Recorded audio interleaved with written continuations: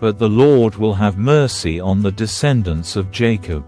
He will choose Israel as his special people once again. He will bring them back to settle once again in their own land. And people from many different nations will come and join him there and unite with the people of Israel. The nations of the world will help the people of Israel to return, and those who come to live in the Lord's land will serve them. Those who captured Israel will themselves be captured, and Israel will rule over its enemies. In that wonderful day when the Lord gives his people rest from sorrow and fear, from slavery and chains, you will taunt the king of Babylon. You will say, "The mighty man has been destroyed." Yes, your insolence is ended. For the Lord has crushed your wicked power and broken your evil rule. You struck the people with endless blows of rage and held the nations in your angry grip with unrelenting tyranny. But finally the earth is at rest and quiet. Now it can sing again. Even the trees of the forest, the cypress trees and the cedars of Lebanon, sing out this joyous song. Since you have been cut down, no one will come now to cut us down. In the place of the dead, there is excitement over your arrival. The spirits of world leaders and mighty kings long dead stand up to see you. With one voice, they all cry out, "Now you are as weak as we are. Your might and power were buried with you. The sound of the harp in your palace has ceased. Now maggots are your sheet, and worms your blanket. How you have fallen from heaven, O shining star, son of the morning. You have been thrown down to the earth, you who destroyed the nations of the world. For you said to yourself, I will ascend to heaven and set my throne above God's stars. I will preside on the mountain of the gods far away in the north. I will climb to the highest heavens and be like the Most High. Instead, you will be brought down to the place of the dead, down to its lowest depths. Everyone there will stare at you and ask, can this be the one who shook the earth and made the kingdoms of the world tremble? Is this the one who destroyed the world and made it into a wasteland? Is this the king who demolished the world's greatest cities and had no mercy on his prisoners? The kings of the nations lie in stately glory, each in his own tomb, but you will be thrown out of your grave like a worthless branch.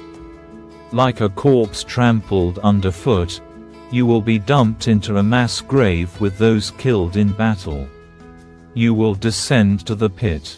You will not be given a proper burial, for you have destroyed your nation and slaughtered your people. The descendants of such an evil person will never again receive honor. Kill this man's children, let them die because of their father's sins. They must not rise and conquer the earth, filling the world with their cities.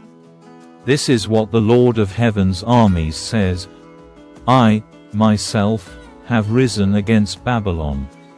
I will destroy its children and its children's children, says the Lord.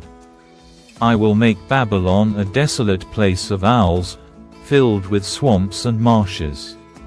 I will sweep the land with the broom of destruction. I, the Lord of Heaven's armies, have spoken. The Lord of Heaven's armies has sworn this oath. It will all happen as I have planned. It will be as I have decided. I will break the Assyrians when they are in Israel. I will trample them on my mountains. My people will no longer be their slaves nor bow down under their heavy loads. I have a plan for the whole earth, a hand of judgment upon all the nations. The Lord of Heaven's armies has spoken, who can change his plans? When his hand is raised, who can stop him? This message came to me the year King Ahaz died. Do not rejoice, you Philistines, that the rod that struck you is broken, that the king who attacked you is dead. For from that snake a more poisonous snake will be born, a fiery serpent to destroy you. I will feed the poor in my pasture, the needy will lie down in peace. But as for you, I will wipe you out with famine and destroy the few who remain. Wail at the gates, weep in the cities, melt with fear, you Philistines.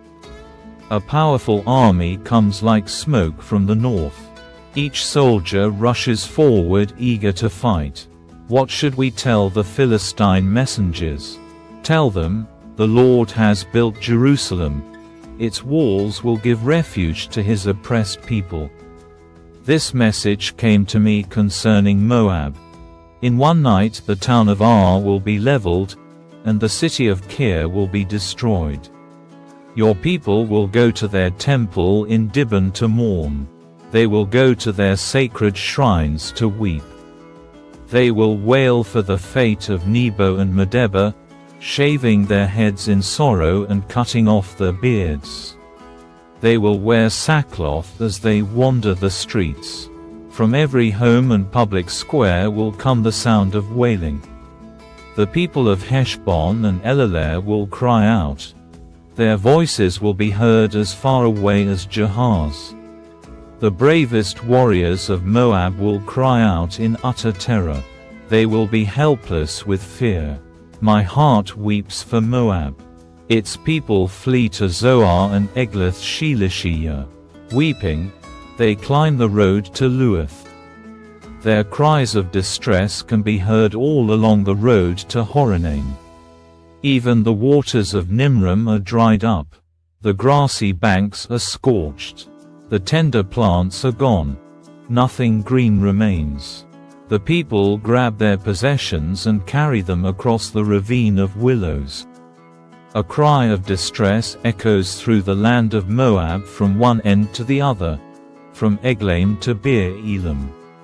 The stream near Dibon runs red with blood, but I am still not finished with Dibon. Lions will hunt down the survivors, both those who try to escape and those who remain behind. Send lambs from Selah as tribute to the ruler of the land. Send them through the desert to the mountain of beautiful Zion. The women of Moab are left like homeless birds at the shallow crossings of the river Arnon. Help us, they cry. Defend us against our enemies. Protect us from their relentless attack. Do not betray us now that we have escaped. Let our refugees stay among you. Hide him from our enemies until the terror is past. When oppression and destruction have ended and enemy raiders have disappeared, then God will establish one of David's descendants as king. He will rule with mercy and truth. He will always do what is just and be eager to do what is right. We have heard about proud Moab, about its pride and arrogance and rage. But all that boasting has disappeared. The entire land of Moab weeps. Yes, everyone in Moab mourns for the cakes of raisins from Kir-Hareseth. They are all gone now. The farms of Heshbon are abandoned. The vineyards at Sibmah are deserted. The rulers of the nations have broken down Moab, that beautiful grapevine. Its tendrils spread north as far as the town of Jazer and trailed eastward into the wilderness. Its shoots reached so far west that they crossed over the Dead Sea. So now I weep for Jazer and the vineyards of Sibmah. My tears will flow for Heshbon and Elealeh. There are no more shouts of joy over your summer fruits and harvest. Gone now is the gladness, gone the joy of harvest. There will be no singing in the vineyards, no more happy shouts, no treading of grapes in the winepresses. I have ended all their harvest joys. My heart's cry for Moab is like a lament on a harp. I am filled with anguish for Kir-Hareseth. The people of Moab will worship at their pagan shrines, but it will do them no good. They will cry to the gods in their temples, but no one will be able to save them. The Lord has already said these things about Moab in the past. But now the Lord says, within 3 years, counting each day, the glory of Moab will be ended. From its great population, only a feeble few will be left alive.